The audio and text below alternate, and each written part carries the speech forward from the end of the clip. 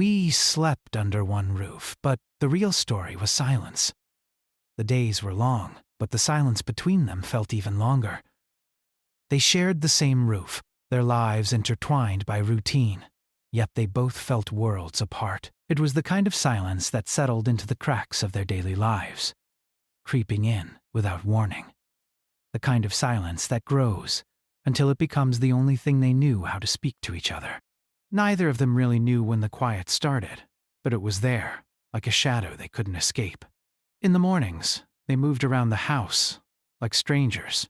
The sound of footsteps in the hallway was the loudest thing they heard. They didn't speak much. The words they exchanged had become so rare that when they did talk, it felt almost forced. Breakfast was always quick, the air thick with unspoken thoughts. He'd grab a cup of coffee, and she'd sit by the window, staring outside, like she was looking for something she couldn't find inside the house. It wasn't that they didn't care anymore. It was just that they didn't know how to fix things. Every time they tried, the words seemed to get tangled, slipping away before they could even form into something meaningful. It was easier to stay silent. Easier to let the distance grow and pretend it didn't matter. After all, living under the same roof wasn't the same as living together.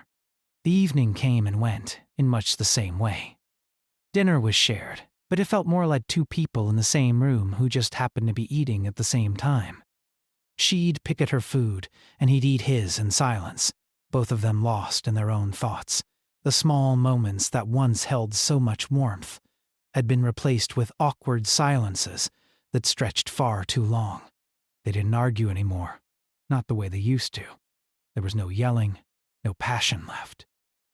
Only quiet. The silence grew louder each day, suffocating any chance of real connection. Even though they lived in the same space, they might as well have been in different worlds. The emotional distance between them felt like an ocean, vast and cold. He would go into his room at night and close the door, and she would do the same. They were together, but alone. Each of them missed what they had once shared, the laughter, the late-night talks, the simple comfort of knowing they were there for each other. But those moments felt like they belonged to someone else, to a time that had long passed. They couldn't remember the last time they truly communicated, the last time they had spoken from the heart, instead of just getting through the day. The days continued in their quiet rhythm, with nothing changing. But that didn't mean nothing was happening. Inside, there was a storm brewing, an emotional weight neither of them could escape. He often thought about the past, how they had been so full of life, how they used to share everything.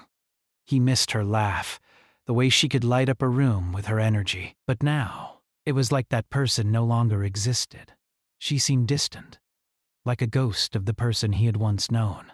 She, on the other hand, was wrapped in her own silence. She had tried, in the beginning, to talk, to ask what was wrong, to understand why things had changed. But each time, it felt like he shut her out more. The harder she tried, the more he withdrew. Eventually, she stopped trying to fix things. It wasn't that she didn't care. It was that she didn't know how to reach him anymore.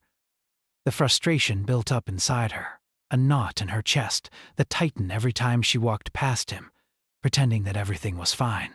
They were two people living in the same house, but their hearts were no longer connected.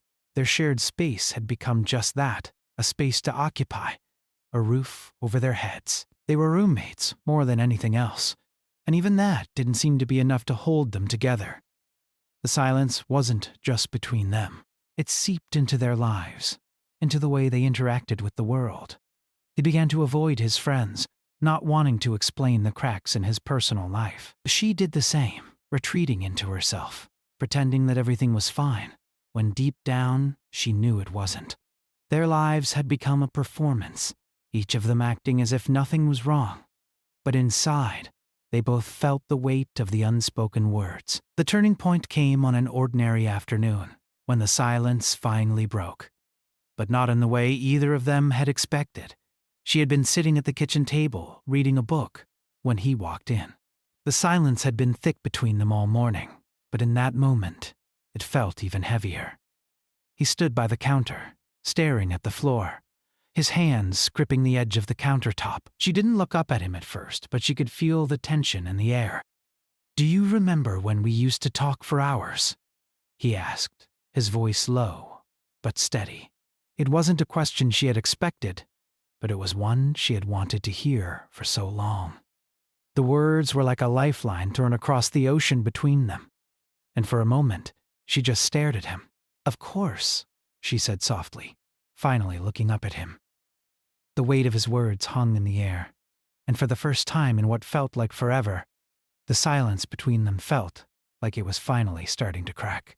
"But I don't know how we got here." Her voice trembled slightly, betraying the vulnerability she had hidden for so long. Neither of them knew where to go from there. They had spent so long avoiding the real conversation that it seemed impossible to know how to start.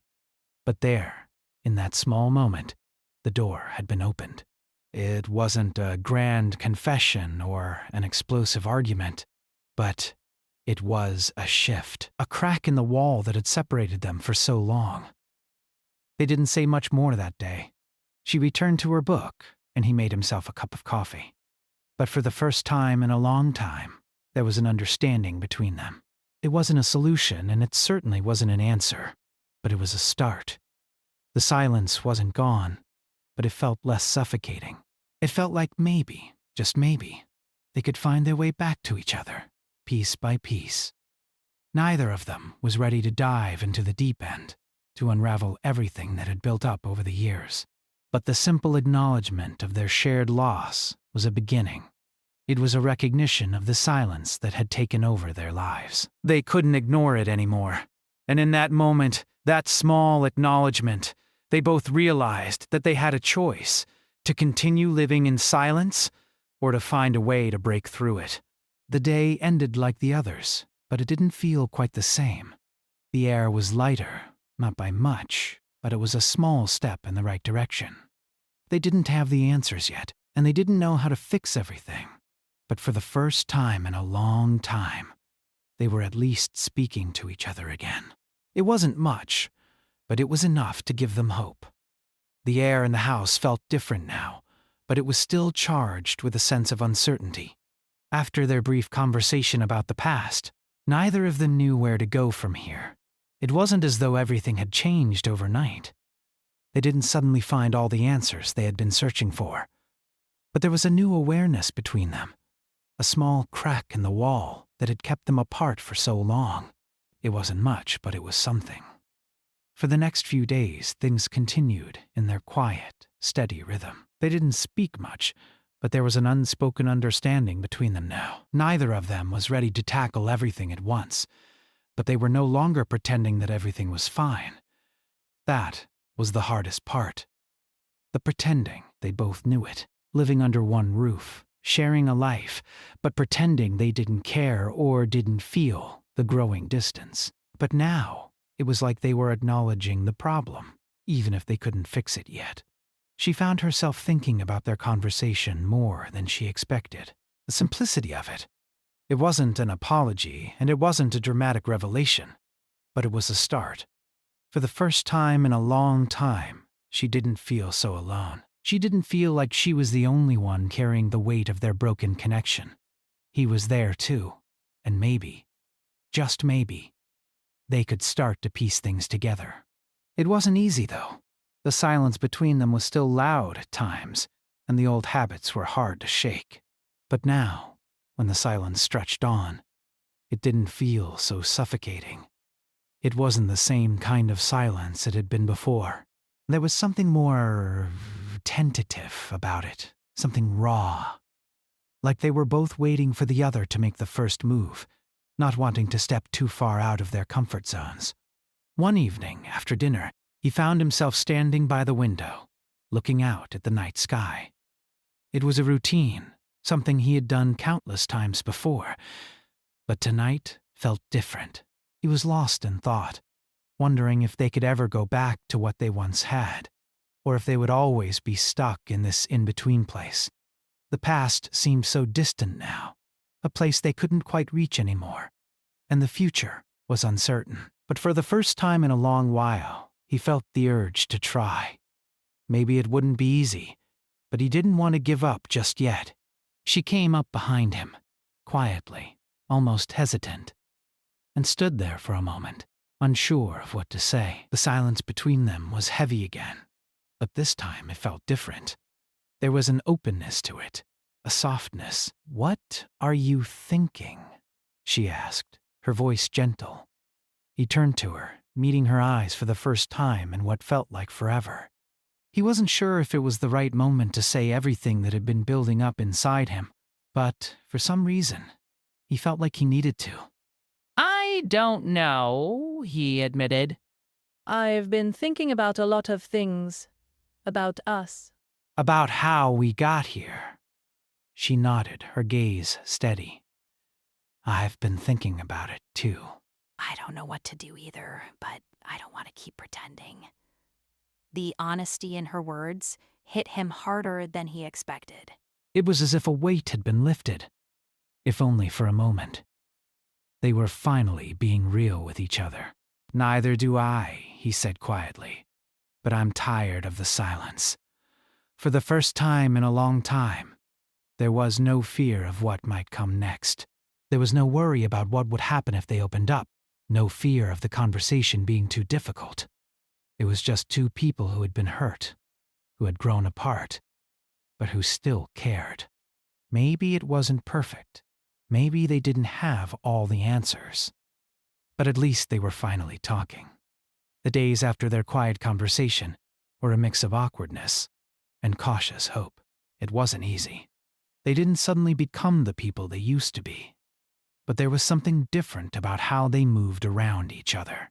There was a sense of awareness now, a quiet understanding that they couldn't ignore what had been building up between them. They couldn't keep pretending that the silence didn't matter. They still didn't talk about everything right away. There was no grand moment of catharsis, no huge breakthrough that suddenly fixed everything. But slowly, little things began to change. She started leaving small notes for him. Just little reminders of her presence, not long ones. Just "Good morning," or "I hope your day's going well."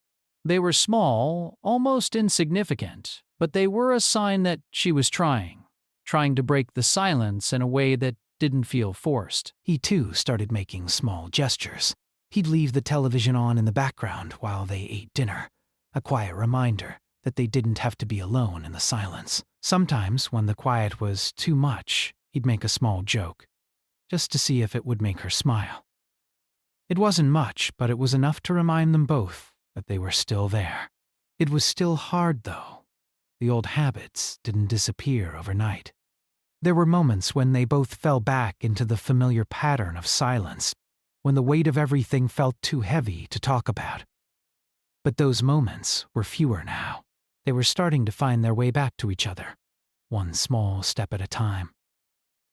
One afternoon, after a particularly long day, she sat down beside him on the couch. She wasn't sure what she was expecting, but the feeling of him sitting next to her, without the usual distance, felt like something new. She didn't say anything at first, just sat there, her heart pounding in her chest. She wasn't sure if it was the right time, but it felt like the only time. "Do you ever think we'll be okay again?" she asked softly. He looked at her, his expression open but unsure. "I don't know," he admitted. "But I want to try." And that was enough for her. It wasn't a promise, and it wasn't a guarantee. But it was something they could hold on to. The idea that they could try. The idea that maybe, just maybe, they could find a way back to each other. Not to who they were before, but to something new, something real. The silence wasn't gone, but it had shifted. It was no longer the barrier between them. It was a reminder of the hurt they had both been carrying, but also a reminder of the chance they had to rebuild. Slowly but surely, they were finding their way out of the quiet. It wouldn't happen overnight, and it wouldn't be easy, but they were finally ready to face it together. And for the first time in a long time, that felt like enough. The days continued to pass, each one feeling slightly different from the last. There were moments of quiet, moments of discomfort, But there were also moments of growth. Neither of them expected things to change overnight, and they certainly didn't expect a perfect solution. But what they were beginning to realize was that sometimes the answer wasn't in fixing everything at once. It was in taking small, steady steps forward, together. Their conversations became more natural, though still tentative at times. They no longer spent every evening in complete silence, but there were still moments when the weight of everything seemed too much to bear. It was during one of these moments, when the house felt too still and too heavy, that they found themselves sitting side by side, not talking, just being there for each other. And in that moment, it felt like enough. There was a quiet understanding between them that hadn't existed before. A quiet understanding that, while things weren't perfect, they were trying, and that effort meant more than anything else. She found herself noticing the small things again. The way he made her coffee in the morning without her having to ask, or the way he would leave a note for her if he was going to be late. It was these little gestures, these small acts of kindness, that reminded her that he was still there, still caring. And for the first time in a long time, she found herself thinking that maybe they could build something again. Something stronger, something real. He, too, began to notice the small things. The way she smiled, a little more, even on the hardest days. The way she started leaving him messages, little reminders that she cared. They were simple, these moments, but they were important. They didn't need grand gestures or dramatic declarations. What they needed was something simple. Consistency, kindness, patience. There was still so much left unsaid between them, but the silence that had once been their enemy was slowly becoming a space they could inhabit together. It wasn't the same as before. They weren't pretending anymore. They had both changed in different ways, but they were starting to see each other more clearly. They were learning to communicate again, to listen, to be present. One afternoon they found themselves sitting on the porch, watching the sun begin to set. It wasn't an extraordinary moment, but it felt like one. It was just the two of them, the gentle breeze and the quiet hum of the world around them. She glanced at him, unsure if she should say anything. But before she could speak, he turned to her, his voice low but steady. "You know," he said, "I don't know where we're headed." "But I think we're heading somewhere." There was a pause, and for a moment she didn't know what to say. She had been thinking the same thing, but hearing him say it made it feel real. She wasn't sure where this was going, where it would end up. But in that moment, she wasn't worried. They weren't perfect, and their relationship wasn't perfect, but they were in it together, and that meant something. I think so too, she said quietly. "I don't know what's next, but I don't want to give up." They sat in silence for a moment, but it was a different kind of silence. It wasn't heavy or suffocating. It was comfortable, peaceful even. They didn't have to fill the air with words because the space between them was no longer a barrier. It was just a space, one that was beginning to feel like home again. That night, as they sat down to dinner together, there was a small but noticeable change. The table no longer felt like a place of awkwardness or discomfort. It was still quiet, but the silence wasn't as noticeable. It wasn't the kind of silence that screamed of things unsaid. It was simply the quiet of two people who were learning how to be together again. They still didn't talk about everything, not yet. There were still things they both needed to process, and they knew that the journey wasn't going to be easy. But they were no longer afraid of the silence. It had become a part of their healing, a space in which they could just be, without the pressure to constantly fix things. And for now, that was enough. The next few weeks passed in much the same way.